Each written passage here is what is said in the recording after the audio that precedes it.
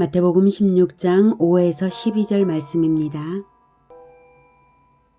제자들이 건너편으로 갈새 떡 가져가기를 잊었더니 예수께서 이르시되 삼가 바리새인과 사두개인들의 누룩을 주의하라.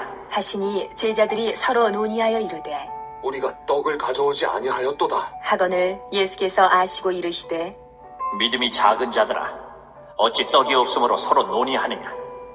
너희가 아직도 깨닫지 못하느냐? 떡 5개로 5,000명을 먹이고 주운 것이 몇 바구니며 떡 7개로 4,000명을 먹이고 주운 것이 몇 광줄이었는지를 기억하지 못하느냐? 어찌 내 말한 것이 떡에 관함이 아닌 줄을 깨닫지 못하느냐? 오직 바리새인과 사두개인들의 누룩을 주의하라. 하시니 그제서야 제자들이 떡의 누룩이 아니요 바리새인과 사두개인들의 교훈을 삼가라고 말씀하신 줄을 깨달으니라. 사랑하는 형제 여러분, 11월 30일 월요일 저녁 목상에 오신 것을 환영합니다. 예수님은 그리스도이십니다. 그리스도, 즉 메시아는 이스라엘 2000년 동안 기다려온 영원한 왕이십니다. 아브라함을 선택하여 부르신 이유가 그리스도의 나라 건설을 위해 가나안 땅을 약속하신 것이고, 출애굽의 이유가 가나안으로 가서 그리스도의 나라를 세우라는 뜻입니다.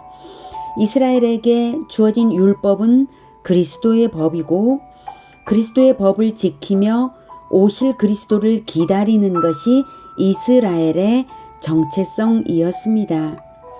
그런데 정작 율법을 맡은 사람들이 율법으로 말미암아 자기들을 포장하고 자기들의 기득권을 확보하는 데에 율법을 사용했을 뿐, 언약을 믿지 않고 그리스도를 시험하여 하늘로부터 오는 표적 보이기를 청했습니다. 그것이 칠병이어의 기적 직후였죠. 예수님에게서 흠을 찾아내어서 넘어뜨리려는 목적입니다. 그것을 아시는 예수님은 요나의 표적, 즉 죽으심과 3일 만에 부활이 그리스도를 증거한다는 예언을 남기시고 떠나서 4절에서 그 말씀을 하셨죠. 요나의 표적밖에는 보여줄 표적이 없느니라 하고 떠나서 이제 5절에서 제자들과 함께 건너편으로 가기 위해 배를 타셨습니다. 떠나시면서도 예수님은 마음이 많이 아프셨을 거예요. 그들에게 율법이 맡겨져 있고 그 바리새인과 서기관 그리고 사두개인들에게 말입니다. 그들에게 맡겨져 있고 율법을 이스라엘에게 가르치는 자들이 바로 그 악한 자들이었기 때문에 왜 마음이 아프지 않을 수가 있겠습니까? 아무것도 모르는 이스라엘 대중은 율법주의자들의 위선조차도 분별이 안 되어서 진리인 줄로 오해를 하며 따라가는 형국이니 이 율법주의자들의 가르침으로부터 분리시켜야 합니다. 누구부터 분리시켜야 합니까? 네, 예수님의 제자들부터 그 잘못된 가르침이 침투되지 못하게 해야 되는 것이죠. 자, 그래서 가시는 중에 제자들에게 말씀하십니다. 네. 삼가 바리새인과 사두개인들의 누룩을 주의하라. 이 말씀에서 누룩은 빵을 부풀리는 이스트인데요. 비유적으로 표현하신 것입니다. 몸을 먹여 살리기 위해 빵이 필요하듯이, 여기서 빵은 음식물을 대표하는 것입니다. 몸을 먹여 살리기 위해 빵이 필요하듯이 영혼의 빵인 하나님의 말씀이 사람이 살아가는 진정한 양식이죠. 말씀이 빵입니다. 그런데 바리새인과 사두개인들은 그 영혼의 양식인 율법에 누룩을 첨가하듯이 자기들의 교훈을 첨가합니다. 그리고 그들은 악하고 음란한 세대이고요. 하나님의 계명을 준수한다면서 스스로 오히려 배반하고 하나님의 계명을 배반하고 악용하는 자들이므로 그들의 교훈은 진리를 오해하게 하고 진리를 뒤바꾸어 버립니다. 그들의 교훈이 누룩처럼 전체에 퍼뜨려지는 것은 심각한 문제이기 때문에 예수님께서 삼가 바리새인과 사두개인들의 누룩을 주의하라고 하신 것이죠. 그런데 제자들은 바로 전에 있었던 사건, 칠병이어 사건에 마음이 여전히 빼앗겨 있었는지 예수님의 심중은 헤아리지를 못하고 오해를 했습니다. 제자들이 서로 논의하여 이르되 우리가 떡을 가져오지 아니하였도다. 아마도 제자들은 누룩을 주의하라는 말씀을 바리새인이나 사두개인에게서 떡을 사지 말라는 말씀 정도로 생각했을지도 모르겠습니다. 아무튼 제자들은 영적인 의미를 알아듣지를 못하고 육신이 먹는 떡을 빵을 생각하고만 있었던 것이죠. 마태복음 14장에 있었던 오병이어 표적과 15장에 있었던 칠병이어 표적은 그리스도 외에는 아무도 행할 수 없는 표적입니다. 그리고 그 오병이어 표적 이후에 사람들에게 말씀하시기를 요한복음 6장 27절에는요. 썩을 양식을 위하여 일하지 말고 영생하도록 있는 양식을 위하여 하라. 이 양식은 인자가 너희에게 주리니 인자는 아버지 하나님께서 인치신 자니라 라고 하셨습니다. 그러니까 떡을 베풀어 주니까 오병이어로 5,000명 먹을 만큼 베풀어 주니까 사람들이 이제 그 썩을 양식, 그 떡을 더 받기 위하여 떡을 제공해 주는 자로 예수님을 붙잡아서 자기들을 위해 일하게 만들려고 했었죠.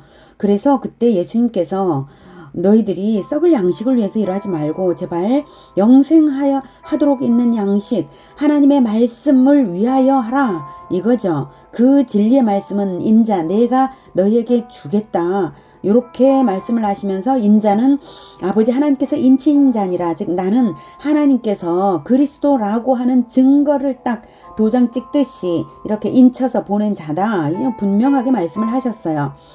그리고 35절에서는 나는 생명의 떡이니 라고 분명히 말씀하시죠. 내게 오는 자는 결코 줄이지 아니할 터이요 나를 믿는 자는 영원히 목마르지 아니하리라 라고 하셨고요. 또 제자들에게는 아주 그것을 밝혀서, 그래도 이해를 못하니까 밝혀서 설명을 하시기를 63절에 살리는 것은 영이니 육은 무익하니라. 내가 너희에게 이른 말은 영이요 생명이라 라고 하셔서 예수님의 진리의 말씀이 바로 떡인 것을 알게 하셨습니다. 그 정도 가르치셨으면 알아들을 만도 한데 여전히 제자들이 깨닫지 못하는 이유는 무엇일까요?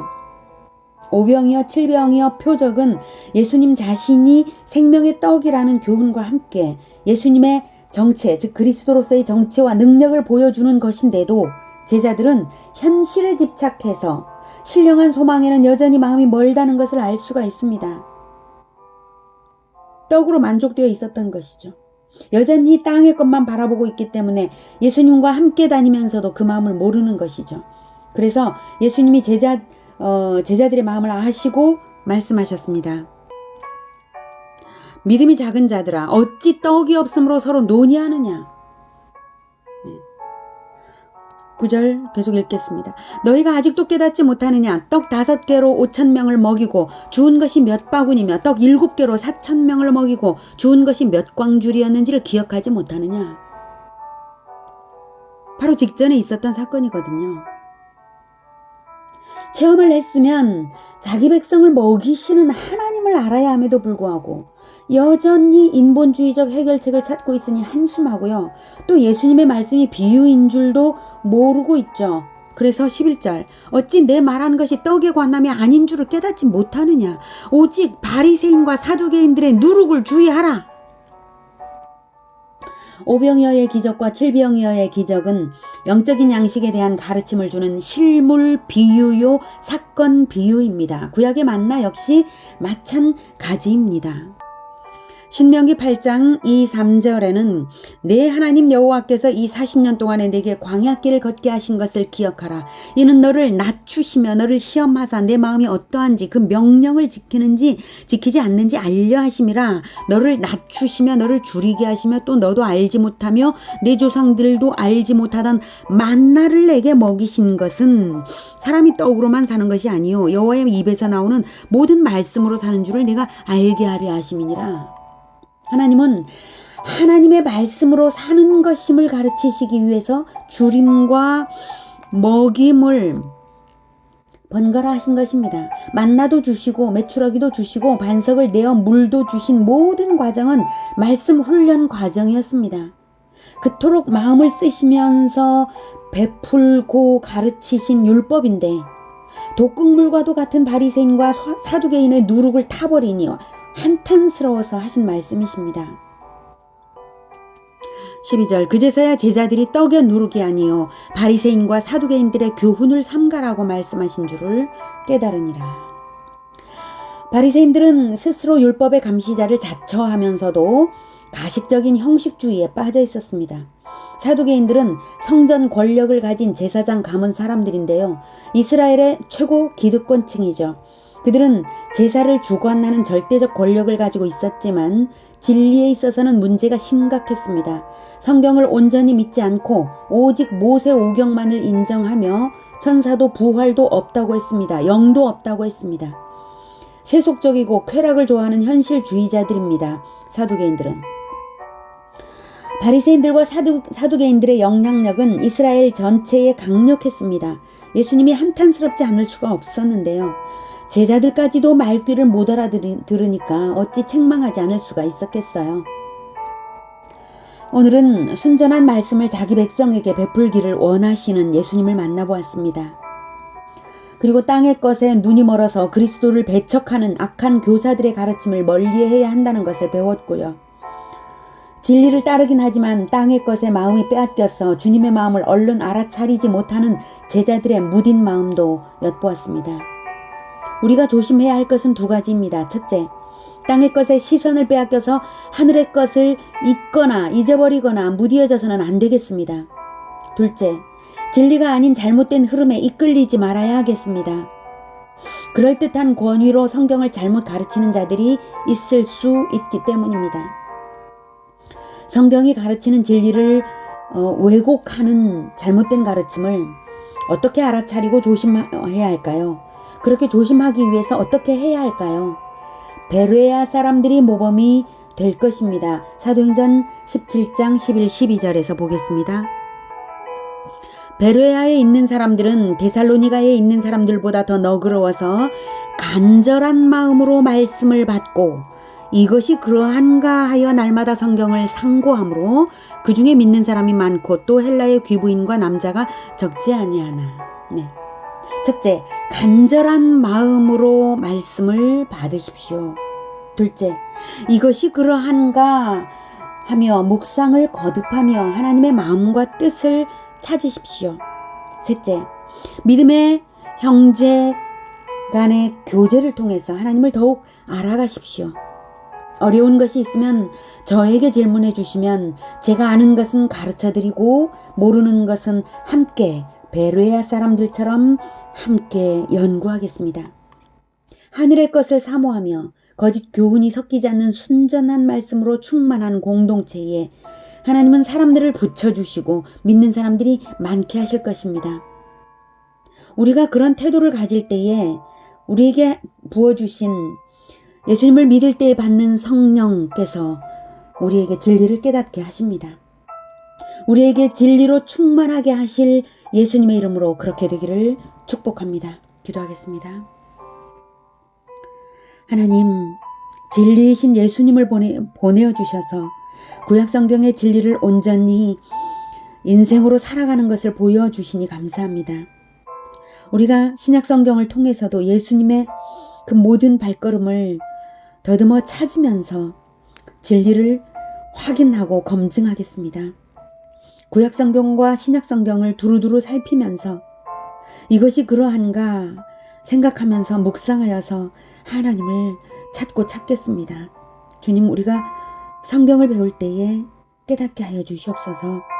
그래서 우리가 잘못된 가르침에 빠져들어가지 않도록 주님 우리를 지켜주시고 늘 예수 그리스도의 마음과 함께 가게 하여 주시옵소서. 예수님의 그 한탄스러운 마음을 함께 느껴서 나도 한탄하길 원합니다. 예수님의 간절한 마음을 우리도 함께 느껴서 간절한 마음으로 백성을 향하여 예수님의 행동을 함께 하기를 원합니다. 주님, 우리를 사용하여 주시어서 진리를 백성에게 가르치는 통로로 우리를 사용하여 주시옵소서. 우리에게 진리로 충만케 하시고 또한 사람을 붙이실 예수님의 이름으로 기도드립니다. 아멘. 이어지는 시간은 개인 기도 시간입니다.